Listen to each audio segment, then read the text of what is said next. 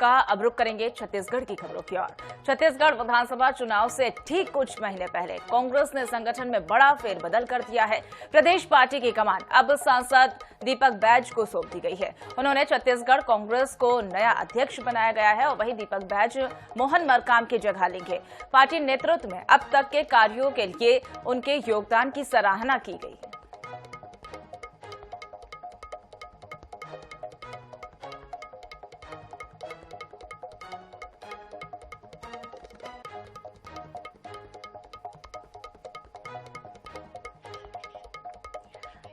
तो वही आपको बता दें कि सीएम भूपेश बघेल ने भी दीपक बैज को ट्वीट कर बधाई दी है।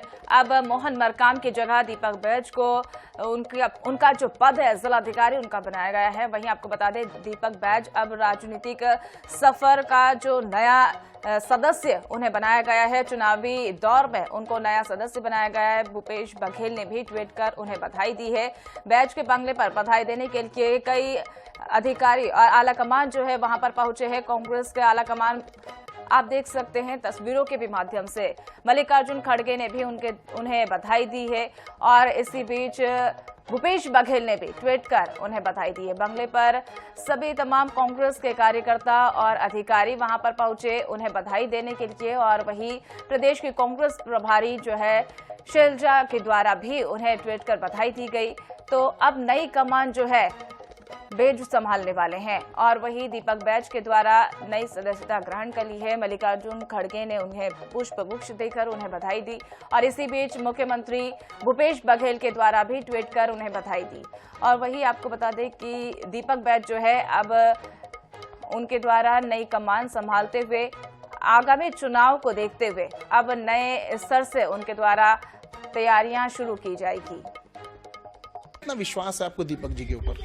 जी, मुझे बहुत विश्वास है। बहुत कम उम्र से पढ़ाई करते समय से इस कांग्रेस पार्टी के लिए संघर्ष करते हुए कम उम्र में विधायक 2 बार बन चुके और फर्स्ट बार सांसद बने, उसमें भी जीत हासिल हुआ और मुझे पूर्ण विश्वास है कि मतलब बहुत मेहनत करेंगे। तो बस्तर के लोगों को क्या कहेंगे आप? बस्तर के लोगों को बहुत प्यार मिला उनको। जी, बस्तरवासी लोग को मैं कहूँगी कि मतलब कि सांसद जी को अध्यक्ष बने तो कार्यकर्ता लोग को मैं यही कहूँगी कि बधाई दूंगी। जी धन्यवाद देंगे। जी धन्यवाद दूंगी। तो ये उनकी धर्मपत्नी है जिनका कल जन्मदिन भी है और उन्हें जन्मदिन के अवसर पर बड़ा उपहार मिला है। प्रदेश कांग्रेस अध्यक्ष के पद पर उनके पति की ताजपोशी हुई है। दीपक बैज को ये बड़ी जिम्मेदारी मिली और इसलिए भी बेहद महत्वपूर्ण हो जाता है क्योंकि एक खुशी के साथ दूसरी खुशी जो है वो उनके जीवन में साथ आई है। तो ये साफ तौर पर उनके चेहरे की चमक भी बता रही है कि किस तरह से प्रसन्न और बस्तर के कार्यकर्ताओं को और वरिष्ठ नेताओं को पार्टी के खासतौर पर धन्यवाद देते हुए भी नजर आते हैं। कैमरामैन अविनाश चौबे के साथ गौरव शर्मा, INH न्यूज रायपुर। छत्तीसगढ़ प्रदेश में सत्ताधारी कांग्रेस पार्टी में आज जो प्रदेश कांग्रेस अध्यक्ष के पद पर जो परिवर्तन हुआ है वह इस बात का द्योतक है कि सत्ताधारी प्रदेश कांग्रेस कमेटी में गुटबाजी जो है वह कांग्रेस संगठन में चरम सीमा पर है और आज प्रदेश कांग्रेस कमेटी के अध्यक्ष पद पर जो बदलाव हुआ है, परिवर्तन हुआ है, यह उस गुटबाजी के चरम सीमा की परिणति है। मुख्यमंत्री श्री भूपेश बघेल जी को संगठन में अपना यशमैन चाहिए। हो सकता है मोहन मरकाम ने इससे मना कर दिया होगा, उनके हिसाब से नहीं चलते होंगे। हमें ऐसा प्रतीत होता है कि मुख्यमंत्री ने मोहन मरकाम को यशमैन के रूप में ना पा करके दीपक बैज को कांग्रेस कमेटी का अध्यक्ष बनाया है। दीपक बैज जी हमारे सांसद साथी है। प्रदेश कांग्रेस कमेटी के अध्यक्ष बनने पर मैं उन्हें बधाई देता हूं। पर जिस प्रकार से कांग्रेस पार्टी ने मोहन मरकाम जी को पद से हटाया है, ये न केवल मोहन मरकाम जी का अपमान है बल्कि एक आदिवासी बेटे का भी अपमान है। उन्होंने अपने सरकार के भ्रष्टाचार को उजागर किया, इसके कारण से उन्हें पद से हटना पड़ा और लगातार मोहन मरकाम जी को कांग्रेस के अंदर अपमानित होना पड़ा। चाहे महंत जी हो या फिर ताम्रध्वज साहू हो, तमाम सीनियर लीडर सत्ता और संगठन दोनों सभी लोगों से आशीर्वाद लेकर, सभी लोगों से तालमेल बिठाकर और सभी लोगों से चर्चा कर सामंजस्य बनाकर चलेंगे। और हमारा रोड मैप रहेगा कि हम 2023 में हम सरकार बनाए, हमारा मेन टारगेट वो है।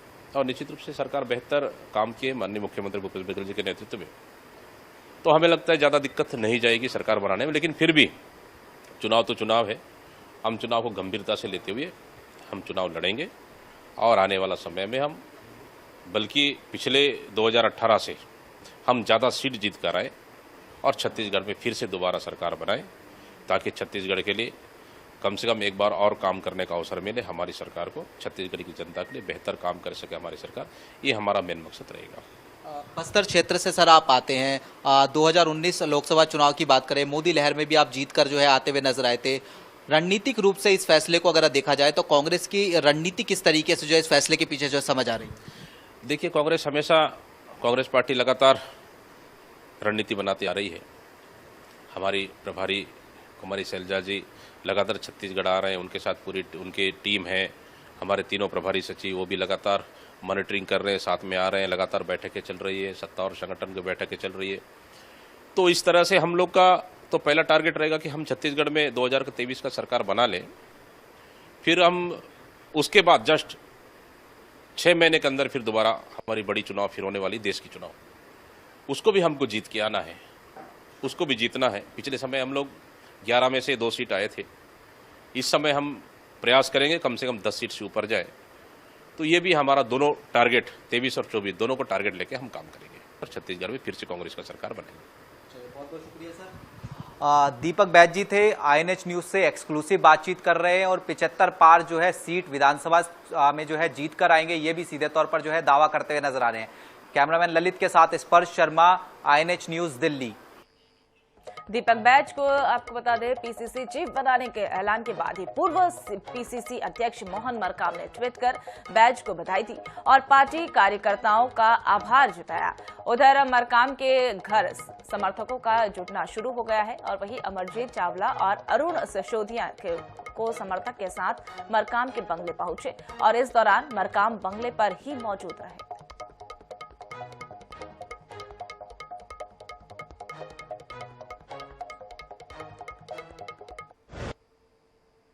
निश्चित तौर पे देखिए, हाईकमान के हर फैसले का हम सब कांग्रेस जन स्वागत करते हैं। माननीय मोहन मरकाम जी को बहुत बहुत धन्यवाद देना चाहूँगा कि उनके 4.25 साल के सफल नेतृत्व में हम कांग्रेस का उनका कार्यकाल उपलब्धियों भरा रहा। सभी विधानसभा के उपचुनाव जीते हमने, सभी नगर निगम में मेयर जीते, 19 लाख से ज़्यादा मेंबरशिप की। उनके नेतृत्व में यहाँ बहुत शानदार अधिवेशन हुआ। उनके नेतृत्व में हमको राष्ट्रीय अध्यक्ष का चुनाव कराने का भी एक सौभाग्य प्राप्त हुआ। उनके कार्यकाल बहुत ही स्वर्णिम कार्यकाल रहा, उसके लिए मैं उनको बहुत बहुत बधाई दूंगा।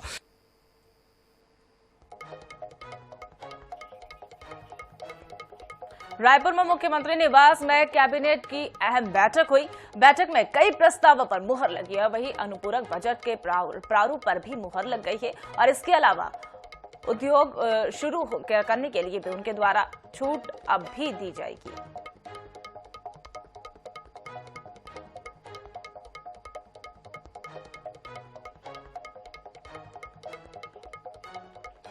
कांग्रेस नेता राहुल गांधी की संसद सदस्यता जाने के बाद सियासी पारा गरमाया हुआ है। मोदी सरनेम मामले में कोर्ट ने राहुल गांधी को राहत नहीं मिली है और इसके बाद अब इस मामले को लेकर कांग्रेस लगातार प्रदर्शन कर रही है, साथ ही मोदी सरनेम पर हमला बोल रही है। कांग्रेस पार्टी देश भर में राहुल गांधी के समर्थन में मौन सत्याग्रह कर रही है और आपको बता दें कि AICC ने राहुल गांधी के प्रति समर्थन और एकजुटता दिखाने के लिए ये मौन सत्याग्रह रखा है। मध्य प्रदेश की राजधानी भोपाल में भी कांग्रेस नेताओं ने मौन सत्याग्रह किया और इसके अलावा छत्तीसगढ़ की राजधानी रायपुर में भी गांधी मैदान में CM Bhupesh Baghel, deputy CM TS Singhdeo, प्रदेश प्रभारी कुमारी शैलजा, पीसीसी चीफ मोहन मरकाम समेत सत्ता और संगठन के कई बड़े चेहरे प्रदर्शन में शामिल हुए। सत्याग्रह में पहुंचे आपको बता दें कांग्रेस के राज्यसभा सांसद रंजीत रंजन ने भी उनके द्वारा कहा कि देश में पहली बार ऐसा हो रहा है जब निंदा करने के लिए 2 साल की सजा होती है, सदन को निष्कासित किया जाता है। कानून पर हमें पूरा विश्वास है। उन्होंने कहा कि कानून प्रक्रिया के तहत सुप्रीम कोर्ट से राहत मिलेगी मिलेगी। इधर मौन सत्याग्रह पर छत्तीसगढ़ बीजेपी के प्रदेश अध्यक्ष अरुण साव ने कहा कि कांग्रेस का मौन सत्याग्रह पिछड़ा समाज के जख्मों पर नमक छिड़कने जैसा है।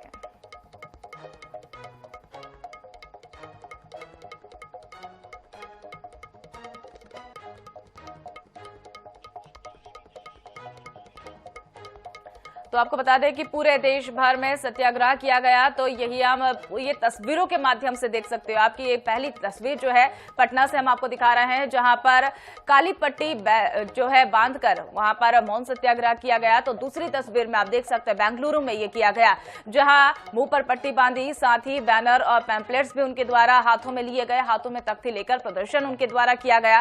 तो भाई तीसरी तस्वीर के माध्यम से आप देख सकते हैं कि हाथों में झंडा लेकर और मुंह पर पट्टी बांधकर रायपुर में ये जो है प्रदर्शन किया गया। इसमें प्रदेश के तमाम अधिकारी वहां पर मौजूद थे। भूपेश बघेल भी, ये तस्वीरों के माध्यम से आप देख सकते हैं कि भूपेश बघेल भी उसमें नजर आ रहे हैं। तो चौथी और आखिरी तस्वीर जो है भोपाल से नजर आ रही है, जिसमें सभी लोगों ने काली पट्टी बांधकर उनके द्वारा प्रदर्शन किया गया।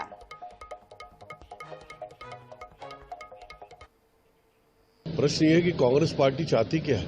कांग्रेस पार्टी ये सब नाटक क्यों कर रही है? कभी सड़क पर रैली निकालते हैं, कभी मौन धारण करते हैं, तो ये समस्या पर है जनता के हित की बात करनी।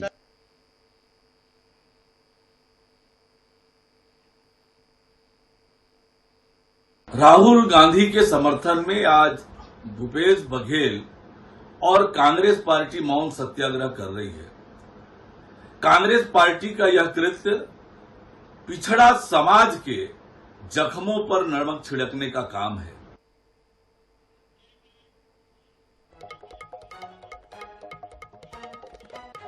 छत्तीसगढ़ में धान खरीदी से पहले शुरू हुआ क्रेडिट पॉलिटिक्स अब चावल की तरफ बढ़ती दिखाई दे रही है। चुनावी साल में सियासी बसात पर कांग्रेस बड़ी चाल चलने की तैयारी में है। वहीं धान को लेकर हो रही क्रेडिट, आपको बता दें, पॉलिटिक्स के बीच चावल की भी एंट्री समझनी चाहिए, और इस रिपोर्ट में ये सब कुछ आप समझ सकते हैं। देखिए हमारी खास रिपोर्ट।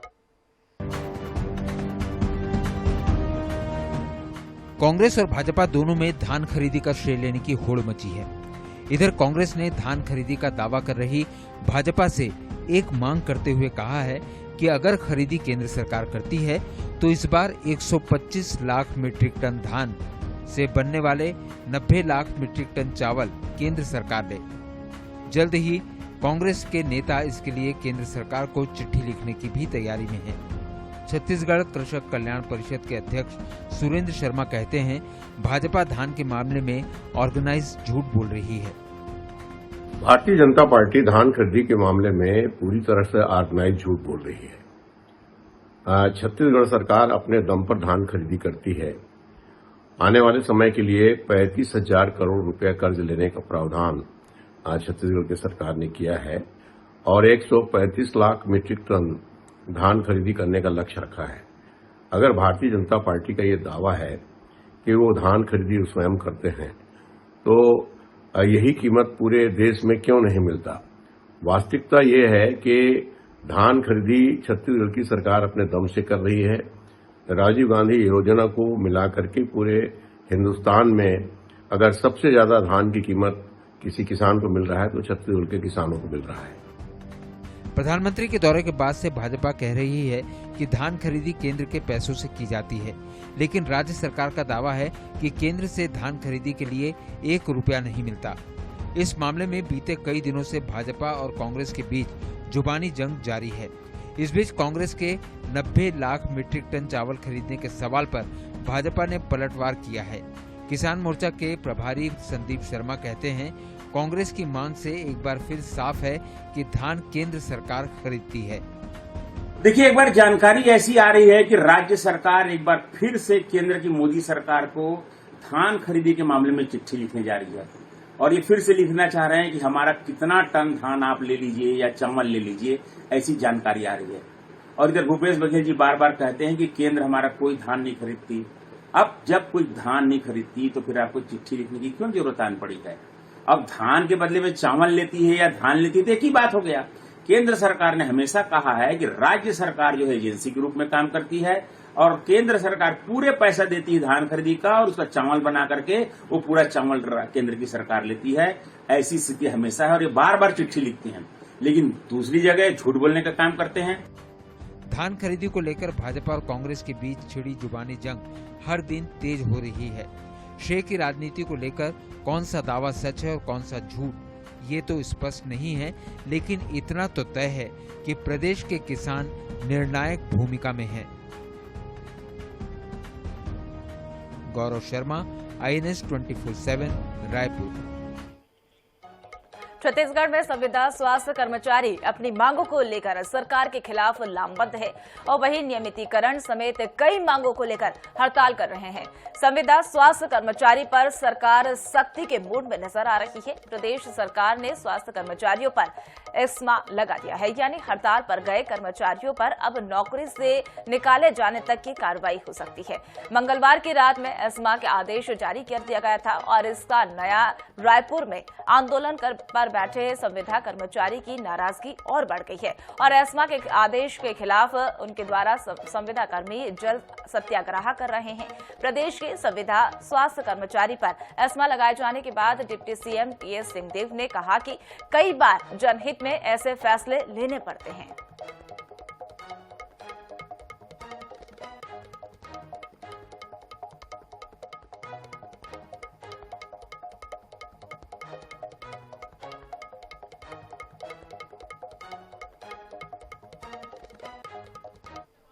जल सत्याग्रह करने की नौबत आ गई है, अनिश्चितकालीन हड़ताल चल रही थी। जी हाँ, ये कल बहुत दुर्भाग्यपूर्ण तरीके से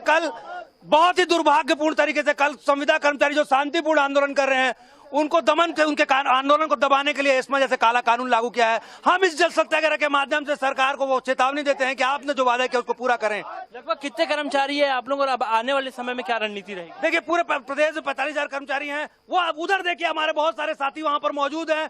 इस नारेबाजी और आंदोलन को और धारदार देने के लिए हम सरकार से हाथ जोड़कर निवेदन करते हैं कि हमें इस प्रकार की सत्याग्रह करने के लिए मजबूर न करें। स्वास्थ्य से जुड़े कर्मचारी भी आप लोगों के ऊपर एस्मा लगाया गया और आज सत्याग्रह करते हैं, जल सत्याग्रह। जी, मैं ये बताना चाहूंगी कि पहली बार सरकार डर गई थी तो हमें तूता भेजी थी, दूसरी बार सरकार डर गई तो हमारे पे एस्मा लगाए। उस एस्मा लगाने के बावजूद हमारी एकता को आज सरकार को दिखाना चाहूंगी। ये हम नारी शक्ति है, ये नारी शक्ति है और ये जल सत्याग्रह करके आपको वापस जगाना चाहती है। अभी भी आप नहीं जागे तो अंजाम बहुत बुरा होगा। आने वाले चुनाव में आर या प्यार की लड़ाई खेलने के लिए हम तैयार हैं। देख सकते प्रदेश भर के जो ये कर्मचारी है वो अनिश्चितकालीन हड़ताल पर थे और हड़ताल करने के बाद एस्मा लगाया गया और जिसके एस्मा के विरोध में यहाँ पर जो प्रदेश भर जो कर्मचारी है वो यहाँ पर अब जल सत्याग्रह कर रहे हैं। जो प्रदर्शन कर रहे जो संविदा कर्मचारी है वो जल सत्याग्रह करके यहाँ पर नवा रायपुर के जो तूता धरना स्थल पर है वो अपना विरोध प्रदर्शन कर रहे हैं। कैमरामैन रिजवान कुरैशी के साथ मोहम्मद हसन, INS 24/7, रायपुर।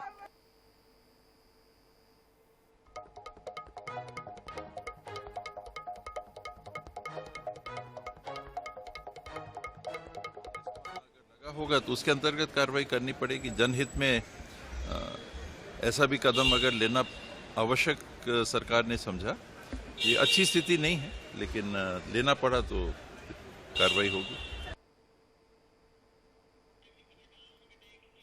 छत्तीसगढ़ में विधानसभा चुनाव की तैयारियों को लेकर बीजेपी और कांग्रेस दोनों ही दल ने गति पकड़ ली है। ऐसे में मॉनिटरिंग और मैनेजमेंट सिस्टम खासा अहम माना गया है। वही आपको बता दें, कार्यालय से लेकर कंट्रोल रूम जो कैसे कर रहा है और काम और कौन किस भूमिका में है, INS 24/7 में यह जानने की कोशिश की है। देखिए हमारी खास एक्सक्लूसिव रिपोर्ट में। छत्तीसगढ़ में कांग्रेस दोबारा सरकार बनाने के लिए कोई कोर कसर नहीं छोड़ना चाहती। इसलिए प्रदेश कार्यालय से लेकर बूथ स्तर तक पार्टी के पदाधिकारी और कार्यकर्ता एक्शन मोड में नजर आ रहे हैं। प्रदेश प्रभारी कुमारी शैलजा ने कार्यालय की कमान प्रभारी महामंत्री रवि घोष को सौंप दी है। वही कम्युनिकेशन की जिम्मेदारी सुशील आनंद शुक्ला निभा रहे हैं। ये नेता हर दिन कार्यालय में मौजूद रहकर चुनावी तैयारियों को धार दे रहे हैं। विपक्ष को जवाब देने और सरकार की उपलब्धियों को जनता तक पहुंचाने की जिम्मेदारी भी निभा रहे हैं। प्रभारी महामंत्री रवि घोष दावा कर रहे हैं कि कांग्रेस इस बार भी भाजपा को उखाड़ फेंकेगी। हमारी जो मॉनिटरिंग हो रही है वो हमारे कार्यालय से हो रही है और हमारे CM साहब, हमारे PCC के अध्यक्ष और बाबा साहब हो गए, चरणदास महन जी हो गए, रविंद्र चौबे जी हो गए, अकबर जी हो गए, शिव डहरिया जी हो गए, ऐसे तमाम हमारे एक से एक जो जवाबदार और अनुभवी और वरिष्ठ जन हैं, उनके देख रेख में कंट्रोल रूम का भी काम चल रहा है और बूथ से लेकर प्रदेश तक का काम सुचारू रूप से चल रहा है। इधर बात भाजपा की जाए तो वो वापसी के लिए बेकरार है। केंद्रीय गृह मंत्री अमित शाह चुनाव प्रबंधन की कमान संभाल रहे हैं। प्रदेश अध्यक्ष अरुण साव, संगठन महामंत्री पवन साय हफ्ते में 3 से 4 दिन प्रदेश कार्यालय कुशाभाऊ ठाकरे में मौजूद रहकर चुनावी तैयारियों की समीक्षा और हाईकमान के निर्देशों के क्रियान्वयन पर बैठकें कर रहे हैं। क्षेत्रीय संगठन मंत्री अजय जामवाल, सह प्रभारी नितिन नवीन बूथ मैनेजमेंट और चुनावी तैयारियों की मॉनिटरिंग कर रहे हैं। हालांकि नेताओं का कहना है कि बीजेपी कार्यकर्ता आधारित पार्टी है। कार्यकर्ता मोदी सरकार के 9 साल और प्रदेश में तत्कालीन बीजेपी सरकार की 15 सालों की उपलब्धियों को लेकर जनता के बीच जाएगी। देखिए, भारतीय जनता पार्टी एक कैडर बेस्ड पार्टी है, हम कार्यकर्ता आधारित पार्टी है और हम साल भर चुनाव के मोड में ही रहते हैं। भारतीय जनता पार्टी की तो तैयारी उस दिन चालू हो गई थी जिस दिन छत्तीसगढ़ में भारतीय जनता पार्टी की पराजय कांग्रेस के झूठे वादे के कारण हुई थी। बहरहाल कांग्रेस और भाजपा ने कंट्रोल रूम से लेकर सोशल मीडिया तक पूरी ताकत झोंक रखी है। दोनों में किसे मिलेगी सफलता और किसके हिस्से में आएगी मात, ये तो जनता तय करेगी। लेकिन फिलहाल तैयारियां ये बता रही है कि निर्णायक मुकाबले के लिए दोनों ही दल कोई कसर नहीं छोड़ना चाहते। रायपुर से गौरव शर्मा और स्वप्निल गोरखेड़े की report, INH 24/7। Swami Atmanand Hindi medium school Pendra में स्कूली बच्चों से सफाई कराए जाने का मामला सामने आया है। सफाई के प्रति जागरूकता के नाम पर स्कूल परिसर की साफ सफाई कराया जाना समझा जा रहा है। वहीं बारिश के मौसम में जबकि जहरीले जीव जंतुओं का खतरा बढ़ा रहता है और ऐसे में अप्रिय घटना की संभावना भी यहाँ से हो सकती है और इनकार नहीं किया जा सकता है। अहम बात यह है कि इस संबंध में अभिभावकों को कोई जानकारी नहीं है। पढ़ाई के समय के दौरान अन्य काम बच्चों से कराया जा रहा है और इस सवाल ये कई सवालों के घेरे में खड़ा होता है।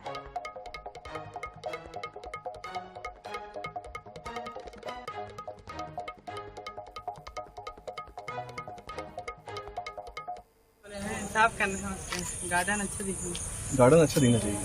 कितने घंटे से कर रहे हैं? सर अभी आधा घंटा से कर रहे हैं। तो इसको बाकी तो अच्छा लग रही है? यस सर, लग रही है। तुम लोग क्यों कर रहे हो? सर कोई क्लास में पढ़ाने पीरियड खाली इसलिए ग्राउंड को साफ करने सर लोग साफ कर रहे हैं, हमें अच्छा लगे।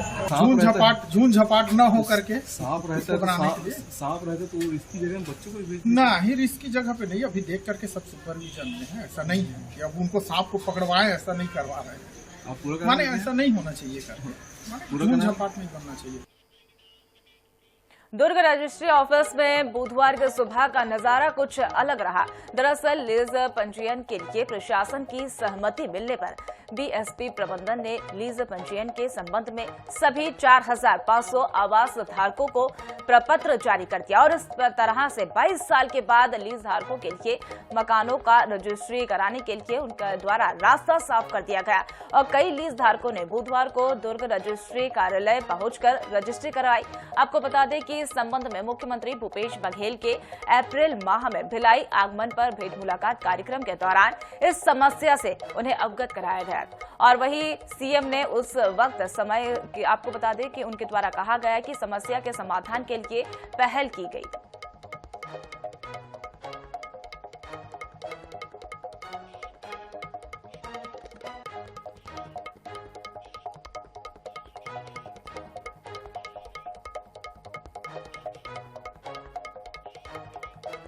तो फिलहाल इस बुलेटिन में मेरे साथ इतना ही। तमाम ताजा खबरों के लिए देखते रहिए INH 24/7। नमस्कार।